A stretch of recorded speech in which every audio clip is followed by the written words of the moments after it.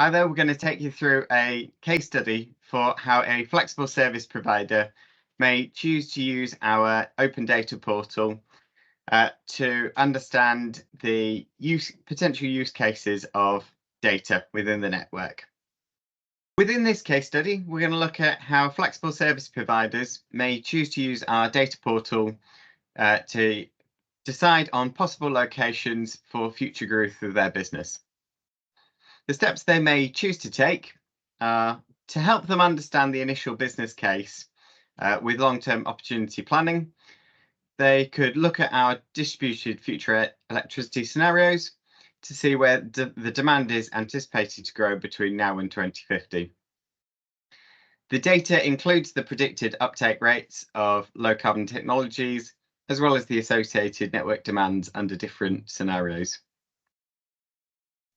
For more targeted local and localized and medium-term opportunity planning, they could review our network development plan to see whether flexible services are anticipated in the near to medium term. They can also use low carbon technology and demand growth rates to predict the volumes of possible distributed energy resources that they may be able to aggregate in the future.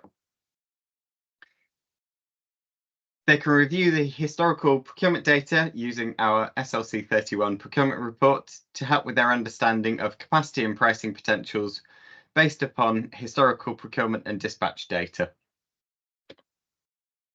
A flexible service provider may then choose to apply for a connection to the network.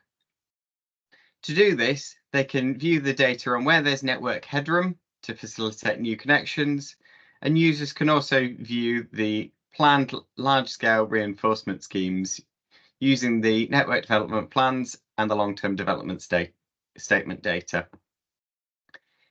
Using our GIS and long-term development statement data, they can view the network topology, and this allows asset developers to assess the likely potential points of connection prior to submitting a connections application. In terms of making a bid into one of our tenders to provide flexible services, they can view our flexible services requirements data to determine which assets are within the tender zones and review the half-hourly forecasted utilisation requirements to determine their network pricing strategy.